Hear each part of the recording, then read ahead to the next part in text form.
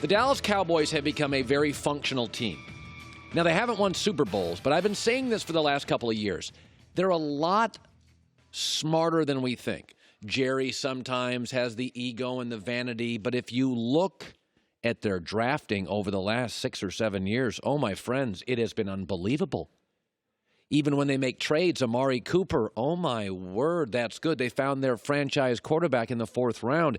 Dallas is a really well-run football team. Most of the analytic sites say Dallas has the first or second best roster in the NFL of under 25-year-old talent. Now, sometimes they look like a little bit of a clown show because of all this and that and craziness, but Jason Garrett steady, drafting Stephen Jones steady, offensive line fantastic. This is an organization that looks at details.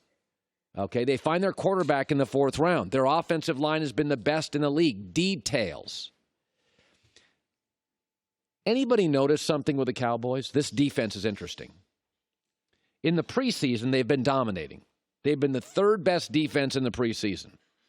Last year, they were the 6th best defense in the NFL. And they haven't done it with easy fixes.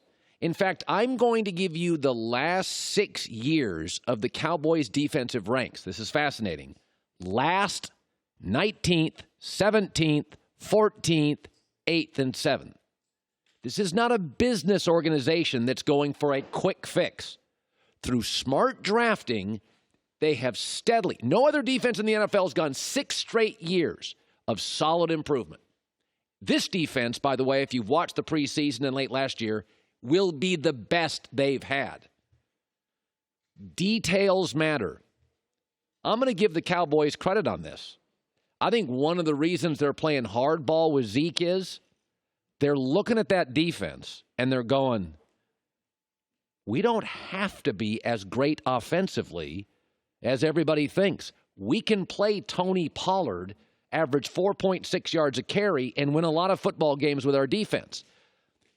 Here's another interesting number. If you think the Cowboys are smart and you think they pay attention to details, we know New England does. We know New England always avoids a crisis before a crisis occurs. Here's the other thing about Jerry Jones, Zeke, and the leverage. It is very difficult, unless you just throw a ton of money at it, to go from bad to great in an area. The first 3 games the Cowboys play this year, they play bad run defenses. Giants, Washington, Miami. I think Miami was like 31st. What does that tell you? If the Cowboys are as smart as I think due to their drafting, and drafting's all about details. Nobody's drafted more good young players than Dallas. Even when they did a trade last year, gave up a first-round pick, Amari Cooper, they were 7-2 once Amari and Dak worked together. All their moves work. They know their defense, this is going to be their best defense ever. They know they face, with a healthy offensive line, still arguably the best in football, they face lousy run defenses, and they can go 2-1 or 3-0, and Tony Pollard's going to average 5 yards a carry. Translation, less leverage for Zeke. I think they're smart. Jerry Jones is a smart cookie. Think about this. The NFL has 32 billionaire owners. Actually, Mark Davis and 31. Of all those billionaires, there's 2 billionaires that the rest of them listen to. Jerry Jones and Bob Kraft. These guys didn't luck out into their success. They didn't. Okay, Belichick had a losing record in Cleveland, and Bob Kraft saw something. He wasn't the hot coaching hire. He was a disaster with the media in Cleveland. He had a losing record in Cleveland. He bailed on the Jets. Belichick, a lot of people were done with Belichick. He was impossible to deal with in Cleveland. Go read the book about Belichick. It was ugly at the end in Cleveland. People didn't want to touch Belichick. Kraft saw it. I think Dallas knows our defense this year is stacked. It's the best it's been. And for 6 straight years, it's been fantastic. Have you watched it in the preseason? And I think they're looking at that schedule thinking, we face bad run defenses. They're going to get to Zeke. They're going to pay Zeke, but they're not paying him $17.5 million. All right. By the way, I mentioned this yesterday. The Dallas schedule has all sorts of soft spots and mini vacations. 3 rebuilding teams to start.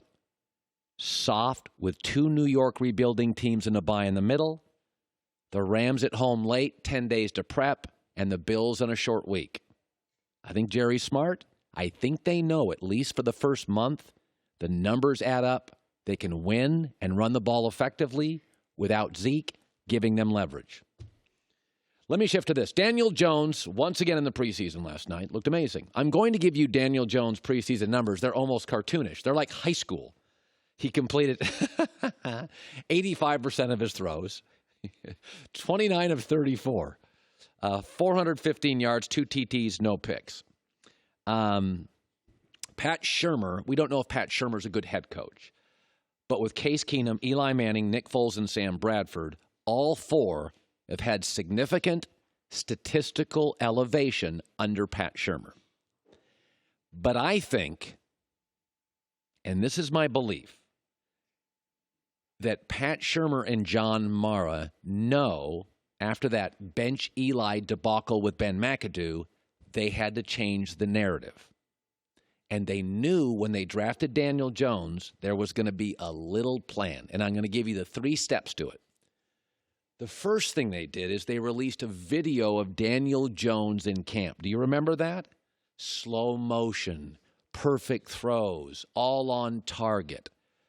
Came out, all of a sudden it was being reported, only a handful of people. Oh, actually, no media there. He was just unbelievable. It was like a glossy video. Remember that video came out and people were just saying, oh, my word, Daniel Jones. The second thing that came out, CBS Sports in May breaks a story. Eli Manning does not look good. Woo! He threw a bunch of interceptions today that conveniently was leaked to the press. And then in the preseason this year, and this is to take nothing away from Daniel Jones, I don't know if you notice this, but most good teams do not play their offensive linemen in the preseason. The Crosstown Jets, who don't even have a great offensive line, they haven't played their offensive line starters. The New York Giants, have you noticed this? How much they've played their offensive line starters? Eli's played 28 snaps. That's it. The offensive line has played 60, the starters. Make sure Daniel Jones succeeds in the preseason. Why? Because when you're 1-4 or 2-5, you have now created momentum within the media and the fans that when the suggestion to bench Eli Manning comes out, WFAN radio in New York is, gotta be honest, guys, the guy was unbelievable in preseason. It matters. Narratives matter. Optics matter. The Giants behind the scenes released the video of Daniel Jones being perfect.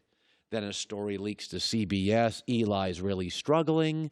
They play their offensive line starters through the preseason, double what most teams do to protect Daniel Jones. They give him good timing routes, things he'll do well. I mean, folks, 85% completion rate.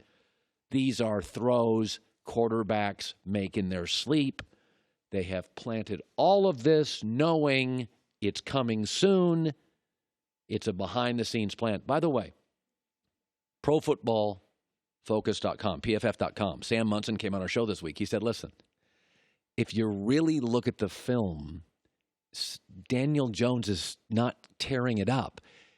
It's as almost if the organization is grooving his stats for the replacement 8 weeks from now.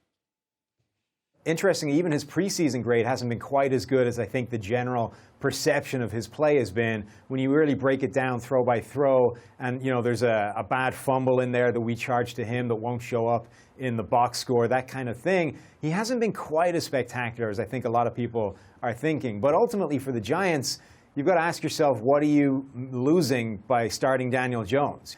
So, PFF wasn't in love with Daniel Jones as a prospect, but right now we'd be asking the question of why not start him week 1? But again, when you really look at the play, the numbers are better than reality. I think the Giants have a plan. I think it's smart. I think Eli is mostly a shot fighter, elevated last year by Pat Shurmur, who's elevated Case Keenum and Sam Bradford and many quarterbacks. So that's where we stand today. Hi, everybody. Thanks for watching. Subscribe here to get the latest from the show. Also, be sure to check out more of the best clips from The Herd or go watch a few segments from other shows on FS1.